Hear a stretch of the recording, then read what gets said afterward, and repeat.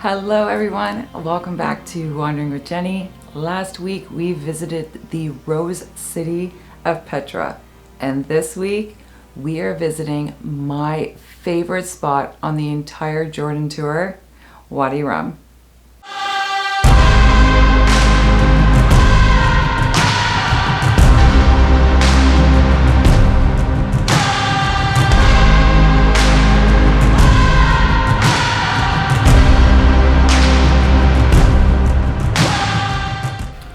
Wadi Rum is a natural reserve and home to the Bedouin people. It is most known for the fact that it looks like Mars. The red sand, the red rocks. It is absolutely stunning.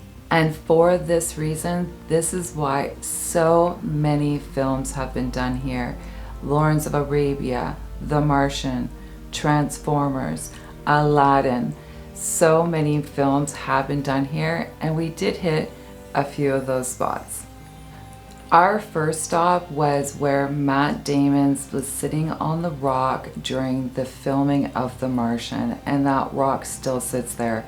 Of course, it's a bit of a tourist attraction, but what we really enjoyed was our guide, Awad, who was fantastic. Just let us just sit there and soak in the views. It was so pretty. And of course, I had to make a little sand angel. We had made a few stops along the way. One was at a little area near the Seven Pillars, which is probably one of the most photographed spots in Wadi Rum. But on the way, we had to make a stop because I got a glimpse of some camels, and I love camels. These things are so freaking cute.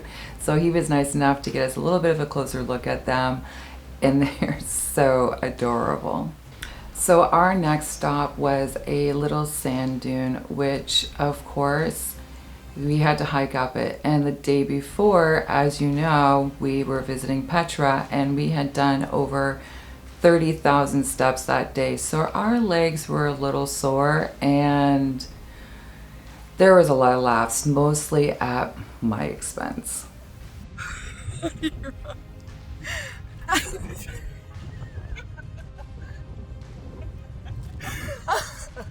Oh, stupid pants! Oh, so glad I got that on camera. I'm not the only one dying. My legs are burning. 36,000 steps yesterday. I think the view's gonna be worth it when we get there. See you at the top. Made it to the top. Beautiful views. Totally worth it.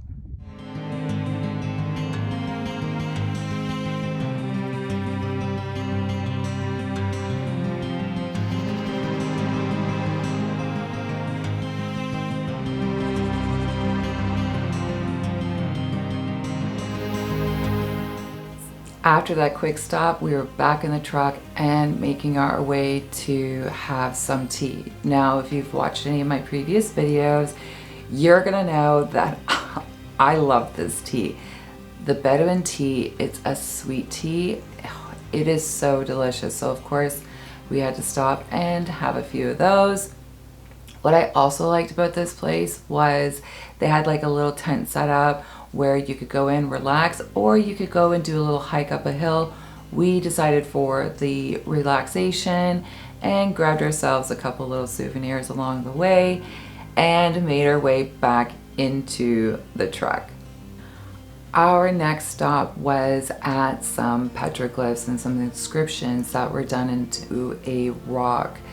These ones here were quite interesting as well, but what I really liked about this stop was the treatment of the camels here. And you can see that the Bedouin people here really do love their animals. There's no pushy sales, there's nothing like that. So it was really nice to kind of see that side of the treatment for the animals. But it is a little bit touristy here, so it will be a little bit crowded.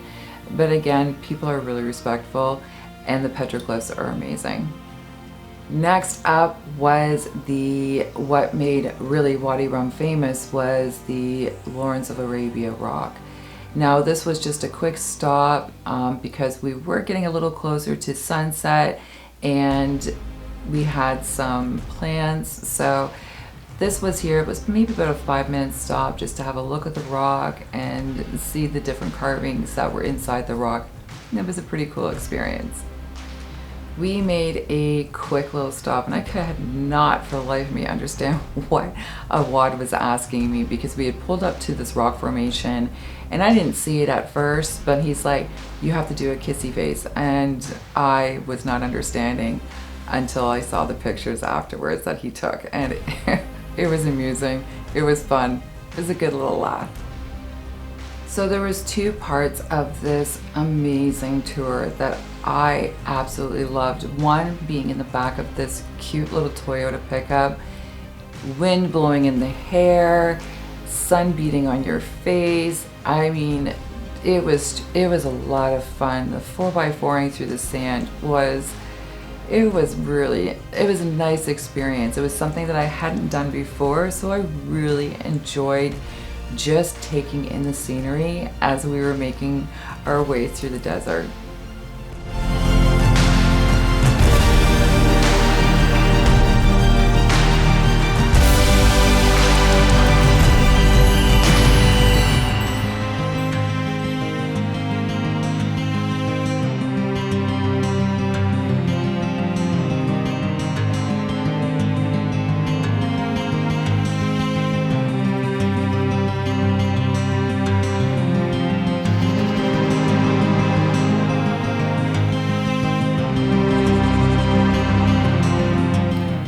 So we finally made it to the last stop of this tour, which, let me tell you, is the reason why I completely fell in love with not only Wadi Rum, but the hospitality that Awad has showed us throughout this entire tour.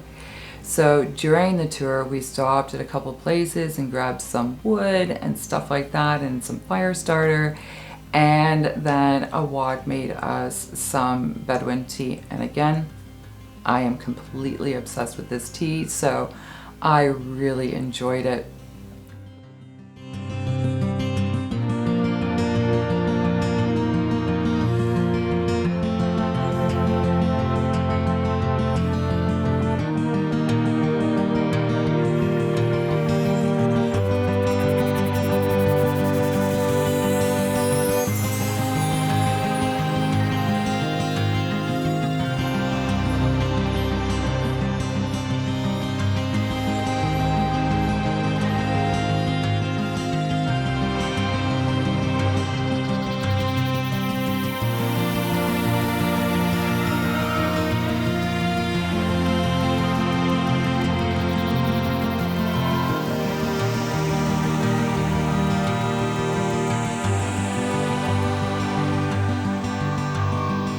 So we got to our camp, we had some dinner, and that was not the end of our day. We made our way out to do some stargazing. Views from out here, especially on a clear night, which it was for us, are stunning. I would definitely suggest you, if you are visiting Jordan, to make sure that Wadi Rum is on your list of places to visit. You truly will not be disappointed. I loved it here. I loved the people. And I've said this, I'm sure, in some other videos, the people of Jordan are amazing. They're so caring and giving. And Awad, again, thank you so much for that bracelet. It was such a beautiful gift, and I can't thank you enough for the amazing tour. Definitely, you have to make Wadi Rum a bucket list stop. Jordan is a beautiful place, and we're not done there. Stay tuned, because next week I'm going to show you how not to float in the Dead Sea, and I'm pretty sure I am the only person that struggled floating in the Dead Sea. You're the only one that can't float in the Dead Sea. Dude. I got it. Almost got it. Hang on.